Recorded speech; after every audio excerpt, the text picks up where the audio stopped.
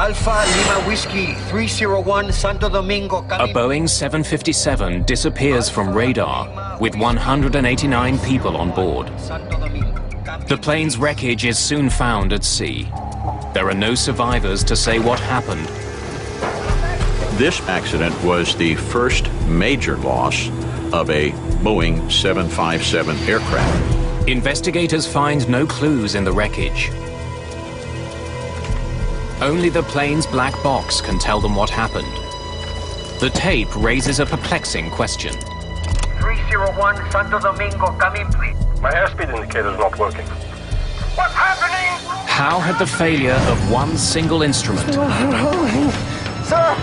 caused the crash of one of the world's most sophisticated jetliners?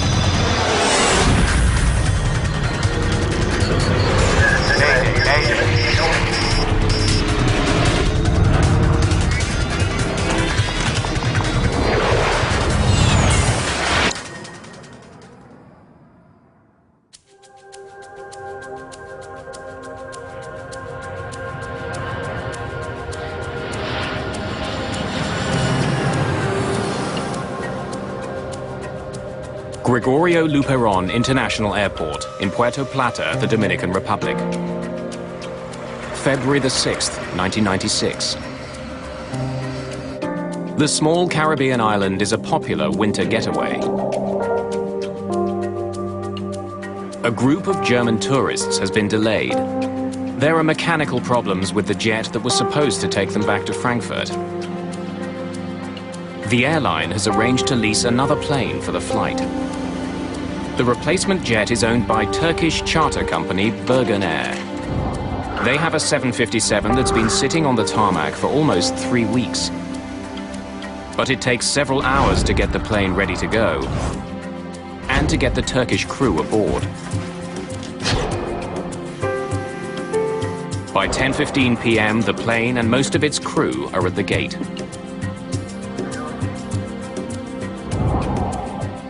More than 4 hours after they were supposed to take off, the first of the passengers begin boarding the plane. They have a 9-hour flight to Frankfurt ahead of them.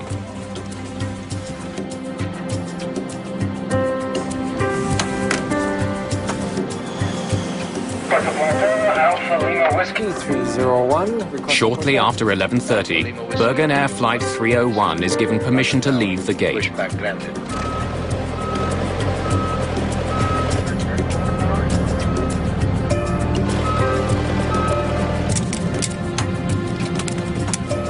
Moments later, it taxis to the threshold of the runway. Cabin crew, take your seats, ready for takeoff. Cabin announcement is completed. First Officer Aykut Gergin is new to the 757 with fewer than 75 hours in the plane, all in the last 3 months. Thank you. Ready for takeoff. In contrast, Captain Ahmet Erdem is one of Bergen Air's most senior pilots. He's logged thousands of hours in this type of plane. Alpha Lima Whiskey 301, ready for takeoff. 301, cleared for takeoff, runway 08. Cleared for takeoff, runway 08, 301. Thank you. A good flight. Good flight. Good flight. Mulis Evrenesolu is on this flight as a relief pilot. Like First Officer Gergin, he's been flying the 757 for less than 3 months.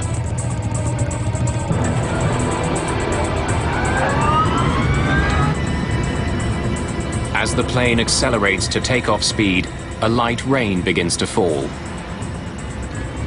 Power set. Okay, check. First Officer Aykut Gergin watches his airspeed indicator for a routine instrument check.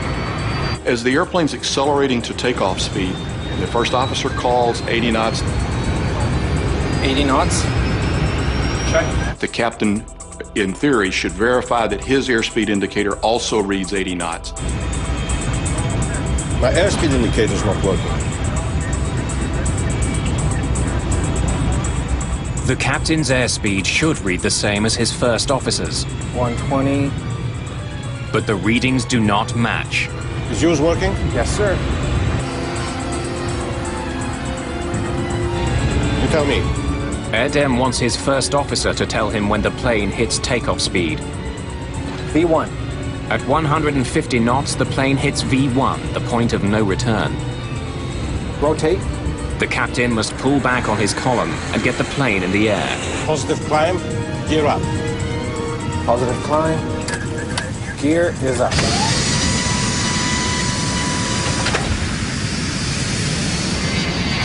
At 11:42, the plane takes off. Seconds later, Captain Erdem's airspeed indicator comes to life. Is it possible to turn off the wipers? Okay. Wipers off. Climb thrust. Climb thrust. First Officer Gergin reduces power to the engines for a gradual climb to cruising altitude. 301, Airborne 45, switch over Santo Domingo, 1243. 1243, bye-bye, sir. Climbing through 2,500 feet, Santo Domingo, good evening. First Officer Gergin establishes contact with the island's main tower in Santo Domingo. Alpha Lima Whiskey 301, climb and maintain 280. Center autopilot on, please. Center autopilot. As command. Thank you. 1 minute and 30 seconds into the flight, the autopilot takes over.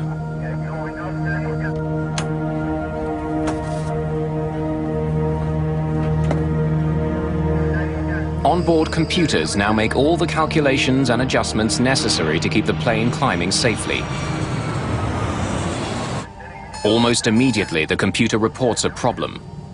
Rudder ratio, Mach airspeed trim. 2 different alerts warn the pilots that the plane is traveling far too fast. Trim. But the first officer's airspeed indicator shows the plane climbing at a normal speed, 220 knots. Something's wrong here.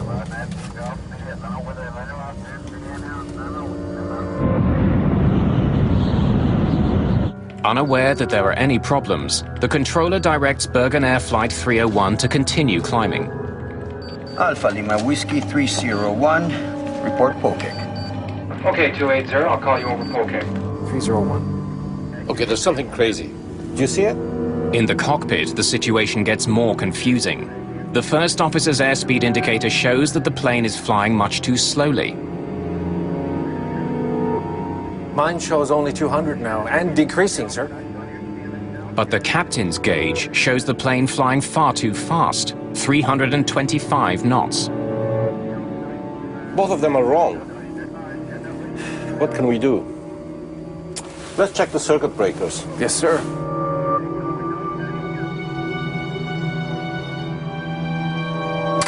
As the first warning is eliminated, a more persistent warning replaces it.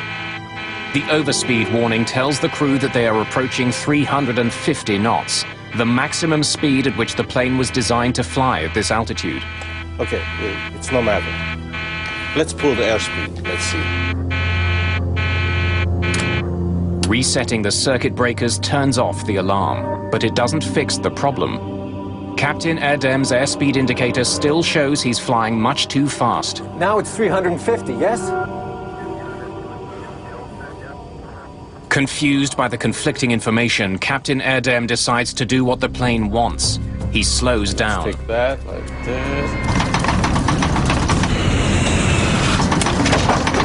With terrifying results. The 757 is sending out warnings that are confusing the crew. Bewildered, the crew struggles to solve the problem. The lives of 189 people depend on them getting the answer right. Shortly after taking off from the Dominican Republic, Bergen Air Flight 301 is in trouble. The cockpit is filled with an ominous sound, the stick shaker alert. A stick shaker warning is a warning of imminent stall. It means that the airplane is about to attain a speed so low that it cannot sustain flight. The alert is so serious that it actually shakes the pilot's control columns. Combined with a loud rattling, it's impossible to ignore. To add to the crew's confusion, the plane begins to vibrate and dip wildly.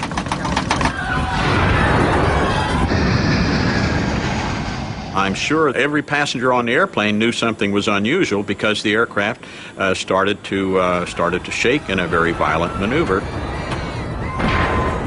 It's not the only problem the crew is facing. ADI!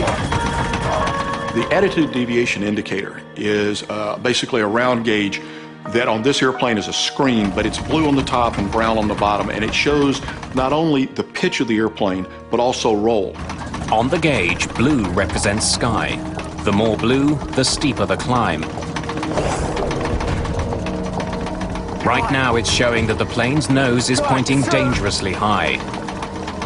Then, more than 7,000 feet above the ocean, the plane rolls hard to the right and begins to plummet from the sky. From the time that the stick shaker activates, it is now going to require proper action from the flight crew to sort this out, or they will end up losing control of it. The window of decisions is closing on them, for if they let it stall completely, maintaining control of the airplane will prove to be very difficult. Captain Erdem struggles desperately to get his plane to climb. Nose down. He has just a few thousand feet to pull a 100-ton airliner out of a deadly stall. The less experienced pilots utter prayers and offer suggestions. Thrust. ADI. 301, squawk 377. Stand by. Air traffic control is still unaware that Flight 301 is in grave danger. The timing! What am I to do? You can level off. Our altitude's okay. The plane is falling fast. Okay, 5,000 feet. Captain Erdem is trying to fly a plane that's become virtually uncontrollable. Fast levers, fast! Gegin pushes the throttles to full power, but it doesn't help. The plane spirals towards the sea.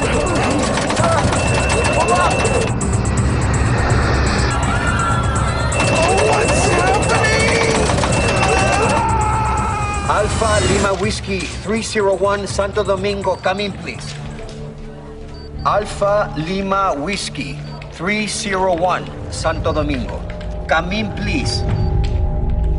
Less than 5 minutes after takeoff, Bergen Air Flight 301 vanishes from radar. Come in, please.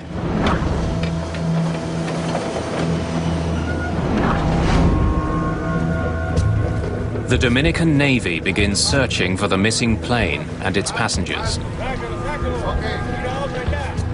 En route, I was always thinking of what I would find. I thought I would find people screaming, people yelling, asking for help. They discover something very different. The strong smell of jet fuel hangs over the water. Pieces of wreckage float on the waves. I thought to myself, there was no one alive here. We didn't see any survivors, and we didn't see bodies. I really thought the plane had disintegrated on impact. Within hours, more than just wreckage begins floating to the surface.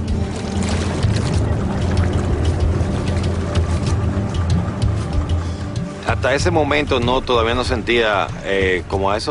5:20 in the morning, when the bodies started to come up, I did feel a great sorrow in my heart. I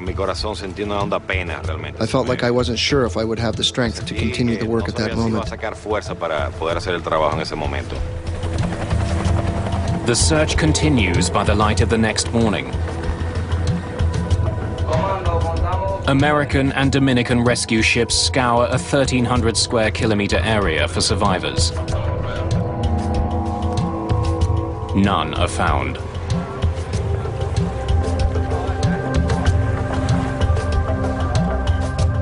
Now it's up to the Dominican Republic's Aircraft Accident Investigation Bureau to find out what caused this accident. We established a base camp at a hotel on the Cabareta beach, which is directly south of the accident site. Over the next couple of days, investigators, reporters, and some of the victims' families arrive at the hotel.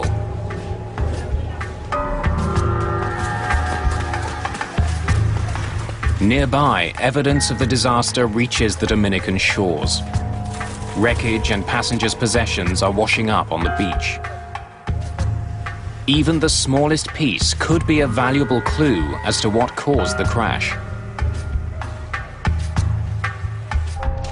The USA's National Transportation Safety Board agrees to assist the Dominicans with their investigation. Welcome to Dominican Republic. I'm Manuel Sufon. They send an investigator to Puerto Plata.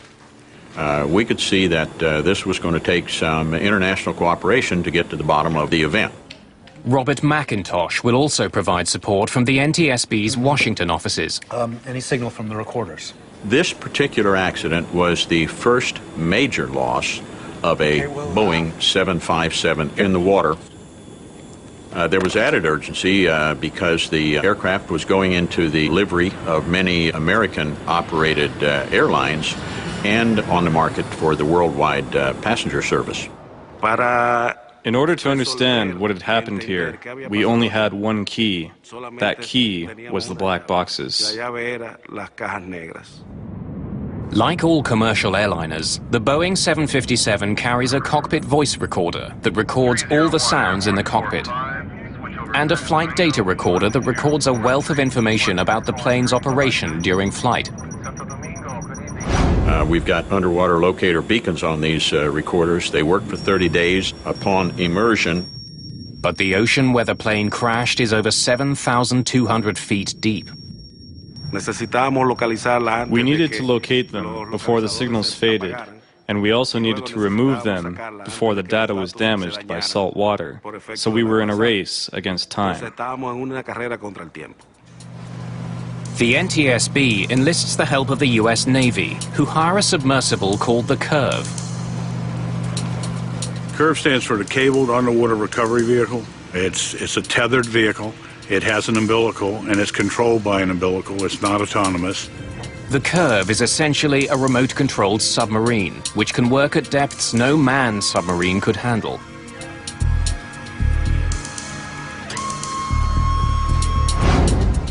While the Curve travels from the United States, Major Souffrant starts to examine the evidence he has.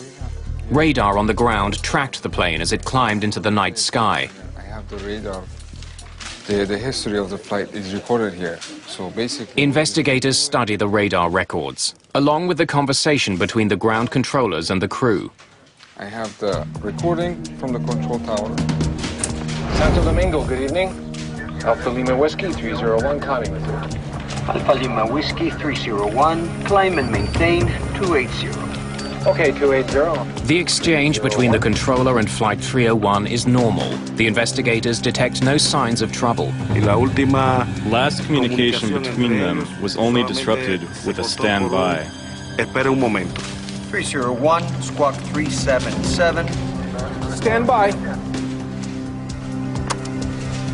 As you heard, there's no reason why this plane went down. What had caused something to go wrong to interrupt the flight path of the aircraft so rapidly? Certainly, it was a good question for us.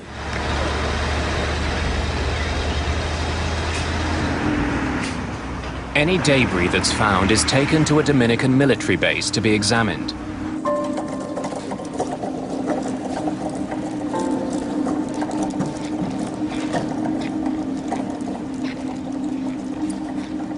Investigators comb through the wreckage they've recovered. Pieces of the cabin, life vests, even part of the landing gear have all been found. Every piece of debris is studied for signs of an explosion or fire.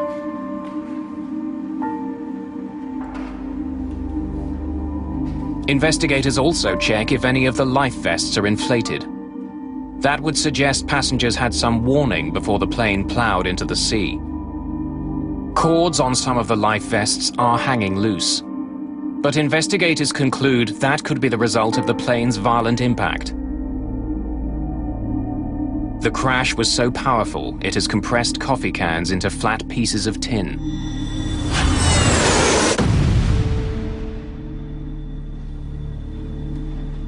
The wreckage tells investigators that the crash of Bergen Air Flight 301 was sudden and violent. But they find no evidence that there was an explosion on board. Major Souffrant looks into the possibility that the plane, which was called into service at the last minute, may not have been ready for the flight. Manuel Souffrant. Hi. I'd like to see some records of the Bergen Air plane. Oh, they're right here. This is it. It had been on the ground for some time in Puerto Plata, and that became interesting to us. Why would an operating company have an aircraft sitting there? Investigators discover that the plane wasn't on the ground for repairs. Based on maintenance records, the plane appears to have been mechanically sound. Bergen Air simply didn't have enough passengers to justify the flight financially. So they kept the plane and the crew in the Dominican Republic for almost 3 weeks. The plane's maintenance records turn out to be one more in a series of empty leads.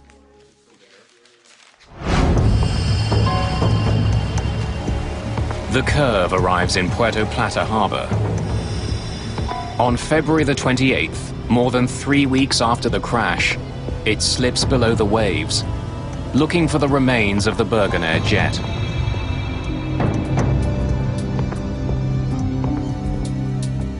It takes the robotic submarine 2 hours just to descend the 7,200 feet to the ocean floor. From there, it sends back images of the wreck of Flight 301. The cockpit pretty much was sitting upright, and it was pretty much the nose of the plane, you know, and you could see the front part of it. It was obviously banged up and cracked and fragmented. The clues investigators need to solve the mystery of this plane crash lie somewhere amongst the plane's twisted wreckage. The flight's black boxes are the top priority. The Curve quickly picks up the signal from a pinger on one of the units. Operators must now maneuver the sub towards the sound. They have to be able to see the boxes to pick them up with the robotic arm. It takes just 90 minutes to find the first black box. The first one was sitting out in the open. Okay, it was where they could see it, and they picked the first box up. They grabbed a hold of it, and they just kind of tucked the arm up in place, you know, so that they wouldn't lose it. The second black box is also heard, but after almost 2 hours, the Curve's cameras still can't see it. You know, they knew it was right there, and they were searching around a debris pile, and they could not physically see it, you know, with the cameras of the vehicle. So as they went around a couple times, they started, you know, lifting metal up and moving pieces out of the way, and then they did find the second box under some debris.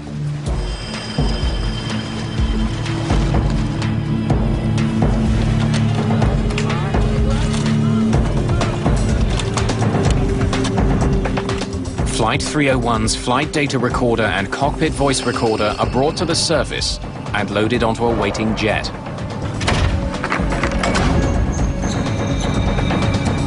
Within hours, the black boxes are at the NTSB labs in Washington, D.C. Technicians prepare to extract the precious data from the boxes. Investigators hope it will tell them what happened aboard Bergen Air Flight 301. They'll soon uncover a stunning miscommunication between a seasoned pilot and his plane.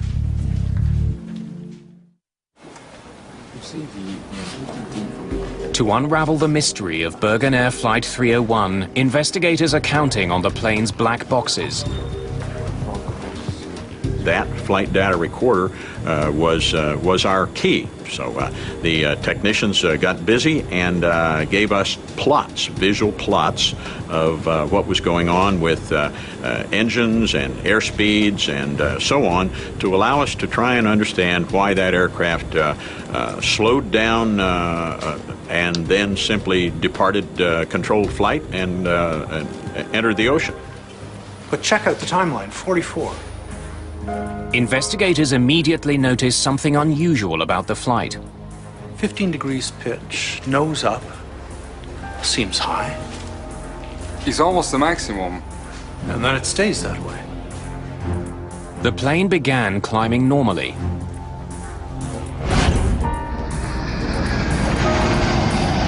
Central autopilot on, please. But investigators noticed that shortly after the autopilot was switched on, the plane's nose pitched upward. They also see that the plane's airspeed seems much higher than it should be. 350 knots. It can't be right. Oh, there's definitely something wonky about the airspeed numbers. This brought us to the question of perhaps we should be looking over on the other side at the cockpit voice recorder and see what kind of information was coming from there. Can you cue that up and play it? Investigators soon start filling in the missing pieces of the puzzle. 80 knots. My airspeed indicator is not working. They learn that Captain Erdem noticed that his airspeed indicator wasn't working. Fuel's working? Yes, sir. You tell me. V1. Rotate. But Erdem didn't think the problem was serious enough to abort his takeoff. The tape reveals that once they were airborne, the crew quickly became overwhelmed by a series of warnings. Ratio, Mach airspeed trim, something. To investigators, the captain seems to become increasingly bewildered by the messages he was getting from his plane. Mine shows only 200 now, and decreasing, sir. Both of them are wrong. What can we do? Investigators don't know why the captain's airspeed indicator wasn't working. They do notice that the captain's gauge came back to life as the plane started to climb. Okay, it's no matter. Let's pull the airspeed. Let's see. It's a telling discovery, which leads investigators to focus their attention on the device that feeds the gauge's airspeed information. The pitot tube. A pitot tube is an airspeed sensor, a pipe open at one end that responds to air pressure. When the plane travels forward, an increase in air pressure inside the pitot tube causes the airspeed indicator's needle to move. My airspeed indicator is not working. But if a pitot tube becomes blocked, it can send faulty readings to the plane's gauges. Investigators suspect that the pitot tube which fed the captain's airspeed indicator on the Bergenair jet was somehow blocked. We don't know why it was blocked, but it presented a very, very interesting situation to us. We started carefully looking at what could cause that kind of thing to happen. Senor!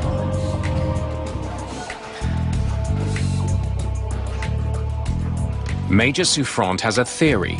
He returns to question the airplane's mechanics. Senor Souffrant.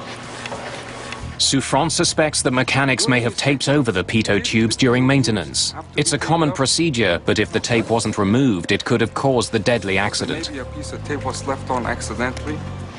No, sir. They didn't have to be taped. We never did anything with the pitos. Did you put the pitot covers back on them when the maintenance was finished? It didn't have any covers with it. We didn't take any off, and we didn't put any on.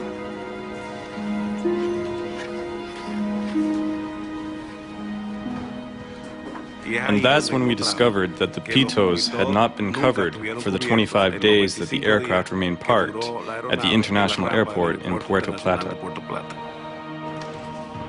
A pitot cover slips over the end of the tube.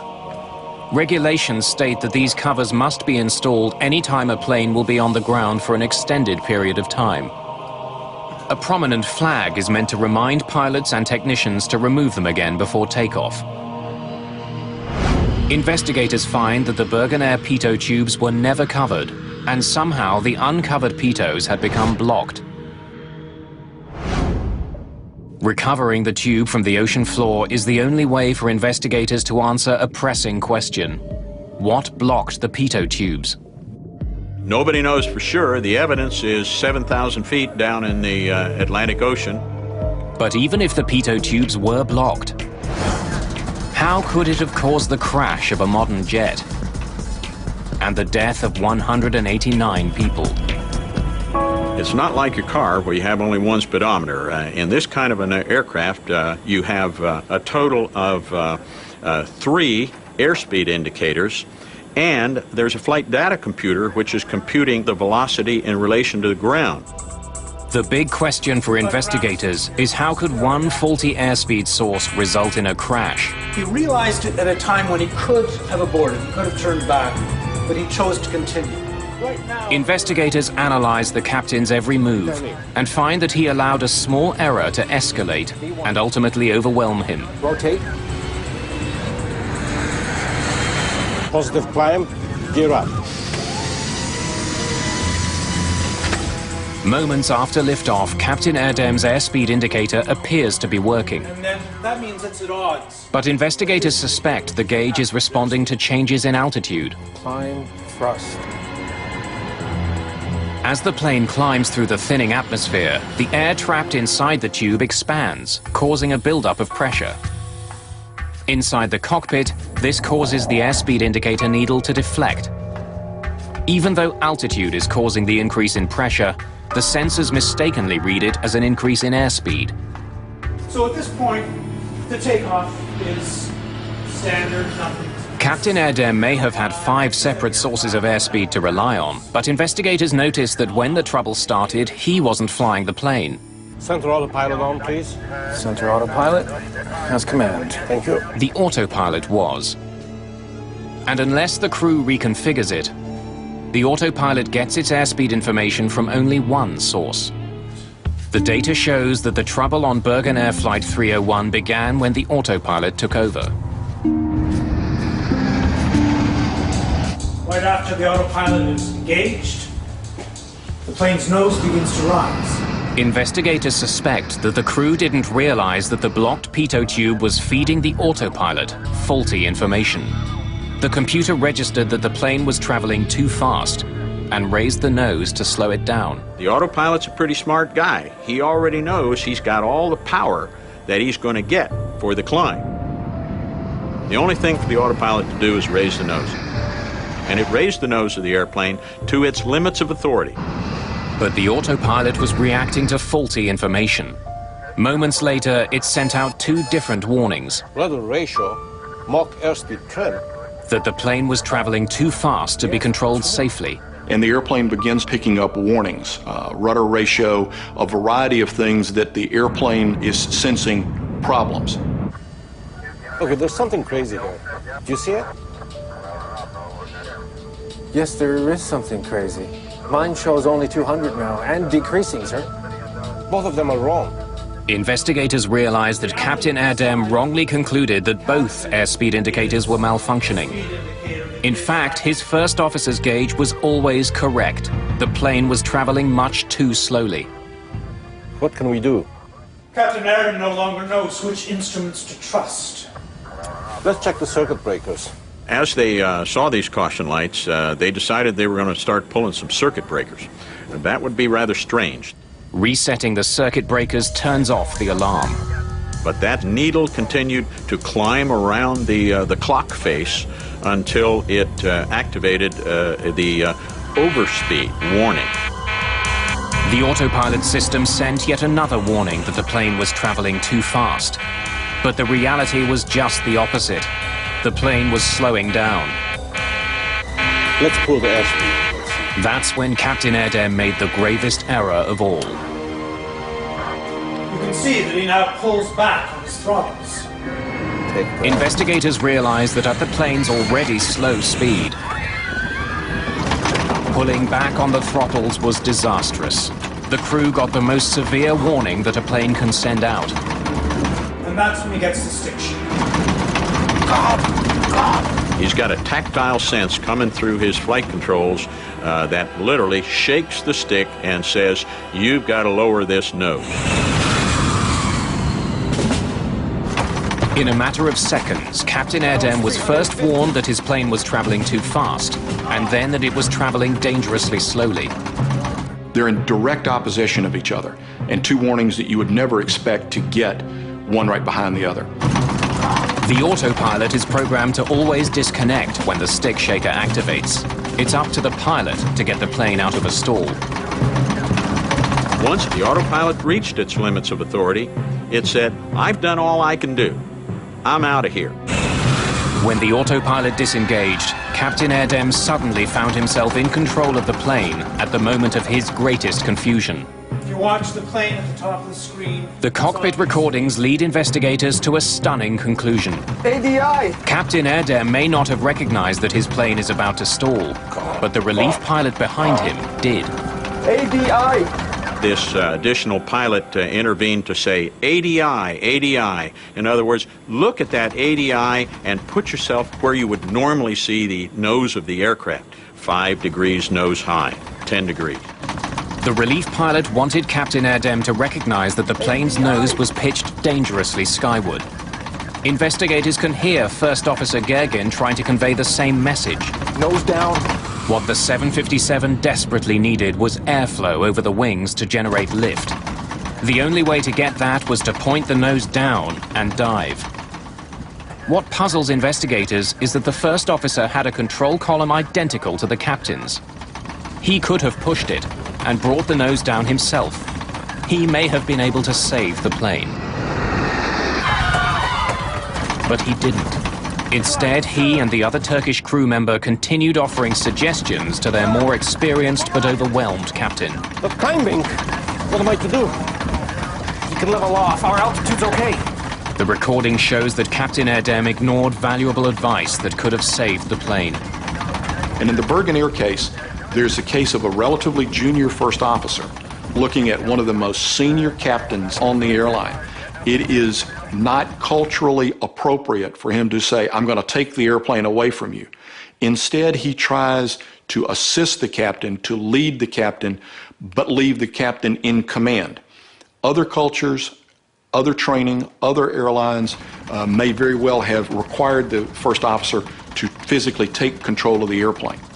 I think the social atmosphere in the cockpit will prevail to revere age and experience to the point where it can kill somebody. And in this case, it looks like it did. The flight data recorder reveals that instead of pushing the nose down, Captain Erdem tried to get more speed from his engines. At this point, the crew goes to full power. Press levers. Press! At the angle the plane was falling, the engines couldn't get enough air. Applying full power was more than they could handle. The left engine quit first. With the right side at full throttle, the airliner swings around as though its left wing were caught on a branch. The airplane goes into a classic full stall where the nose drops, it falls on a wing, which is now a very life-threatening condition. The 757 itself makes the situation worse. Like many modern jets, it uses a so-called swept wing design. The wings angle slightly backwards to reduce drag and increase fuel efficiency. But the design has a downside. One of the characteristics of swept-wing jets is they get less and less stable. They're much harder to fly as they approach stall.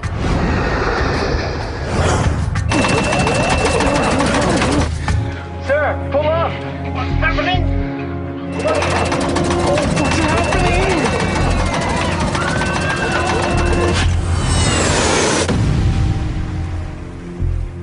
To maintain control of a swept-wing jet with no more altitude than they had in this condition is very, very problematic, and they are not successful when the airplane goes into the water. Investigators now know why Bergen Air Flight 301 crashed. What they can't understand is why the flight ever left the ground.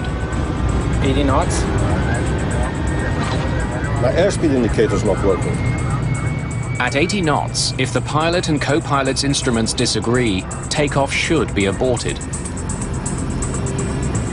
B1. Investigators are troubled that the captain took off knowing he had malfunctioning instruments. If something is not functioning correctly, it doesn't matter what it is, one should abort the takeoff at 80 knots. Members of the investigative team in Puerto Plata try to find any clues that might explain why Captain Erdem didn't abort his takeoff. It was raining that night. Perhaps he was worried that he wouldn't be able to stop his speeding plane in time. Procedurally, he's required to stop, but high-speed aborted takeoffs are something that are very serious. and that flight crews train to avoid high-speed aborted takeoffs if possible. And we certainly looked at the parameters of the runway to ensure that there was adequate runway in that particular situation. Careful measurements are taken. Investigators conclude that at 80 knots, when he first noticed the problem, Captain Erdem had enough runway left to bring his plane to a stop. He could have aborted his takeoff. There's also the question of the hastily assembled crew. Investigators now wonder if the last-minute nature of the crew's call could have influenced their decision to take off. Bergen Air started with a crew that probably didn't expect to fly that night. They didn't have adequate rest. They got out to the aircraft and perhaps were rushed in some of their planning. Investigators consider the possibility that the crew, who had been away from home for more than 2 weeks, were simply too eager to get home. 08301, thank you. A good flight. Good flight. Good flight. Y ahí viene el factor del homesick. This is the homesick factor, where minor problems are ignored in order to get back home. Para seguir el vuelo y llegar a la casa. Investigators will never know what was going through Captain Erdem's mind when he opted to continue his takeoff. In this case, the airplane is accelerating rapidly enough. The first officer responds, V1, which is the commit to fly speed, and by training, now the decision window has closed. They need to fly. rotate. And immediately thereafter, they're airborne. Once the plane was in the air, its blocked pitot tubes caused Captain Erdem to make a series of critical mistakes. But how were the tubes blocked in the first place? Investigators will find that the deaths of 189 people was caused by something the size of a paperclip. Investigators now know that a blocked pitot tube led to a series of conflicting warnings that confounded Flight 301's captain. Now they want to know how those same warnings would affect other pilots. Fuimos a un simulador de vuelo. We went to a flight simulator, and in the simulator, we tried to recreate the conditions of what happened on the night of February 6, 1996. Gentlemen, stand by. The simulator showed investigators that an overspeed warning, followed by a stick shaker warning, caused even the most seasoned pilots to freeze. The contradictory warnings were potentially dangerous.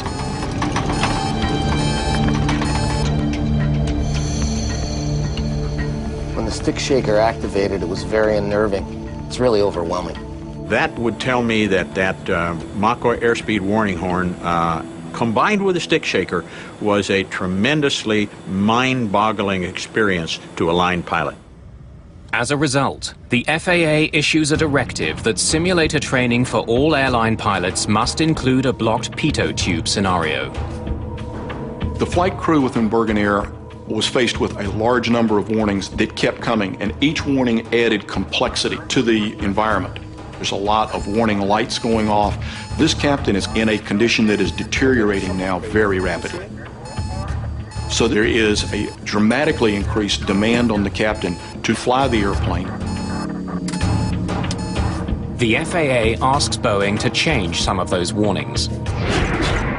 Those changes include the addition of a new warning, which tells both pilots that their instruments disagree, and the ability for pilots to more easily silence troublesome alarms. Finally, Boeing modifies its planes so that pilots can easily choose which pitot tube the autopilot is using for airspeed readings.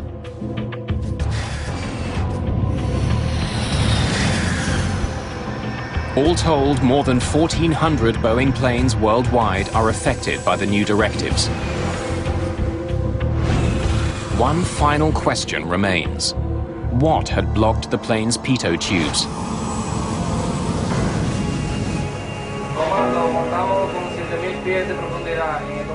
Investigators conduct an extensive search for Bergen Air Flight 301's pitot tubes. They are never found. But at Puerto Plata's airport, they don't have to look far to find the likeliest suspect. It's not ice, and it's not dirt. We know that the area around Puerto Plata has a lot of bees and wasps and animals and birds and insects that like to build nests. One of the insects is well known to pilots flying out of the Dominican Republic. It's called the mud dauber wasp. Bug experts tell investigators about an extraordinary connection between the wasps and a pitot tube. Cuando la javipa albañilera está buscando un área para construir su nido. When a mud dauber is looking for an area to build its nest, it's looking for a site, a place that's more or less tubular. Que tenga algo tubular. Cuando las javipas. When the mud daubers make their mud nest, the mud, when it dries, hardens and condenses. It gets hard. Mud dauber wasps are squatters that make their nests in available places, like crevices in homes, or even the pitot tubes of planes. La razón del que el avión estuviera tanto día parado. That the plane was stopped for so long, 25 days, was enough time for any species of the mud dauber to build its nest in the pitot tubes. Investigators can only conclude that mud dauber wasps blocked the uncovered pitot tubes that fed the captain's airspeed indicator, which caused it to malfunction. They didn't put covers on the pitot tubes. So at some point in time, extended time, there was an opportunity to get something like a mud dauber in that pitot tube. Investigators have their answer. On February the 6th, 1996, a tiny insect led to a series of mistakes that brought down an airplane and changed the design of the world's most successful series of airliners.